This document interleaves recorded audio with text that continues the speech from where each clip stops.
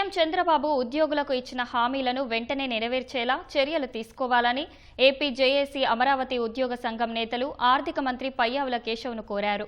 ఉద్యోగుల సమస్యల పరిష్కారం కోసం ఏర్పాటు చేసిన కేబినెట్ సబ్ కమిటీ చైర్మన్గా మంత్రి పయ్యావుల కేశవ్ను ఉద్యోగ సంఘాల నేతలు కలిసి ఈ మేరకు వినతిపత్రం ఇచ్చారు. రాష్ట్ర వ్యాప్తంగా ఉద్యోగులు, ఉపాధ్యాయులు, పెన్షనర్లు, కాంట్రాక్ట్ అవుట్సోర్సింగ్ ఉద్యోగుల సమస్యలు పరిష్కరించాలని విన్నవించారు. గ్రామ, వార్డు సచివాలయ సిబ్బంది ఎదుర్కొంటున్న సమస్యలను పరిష్కరించాలని కోరారు.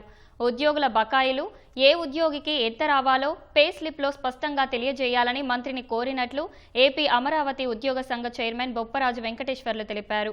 ఉద్యోగులు, ఉపాధ్యాయులు క్లెయిమ్ చేసుకునే బిల్లులను ప్రాధాన్య క్రమంగా పరిష్కరించాలని విన్నవించినట్లు తెలిపారు.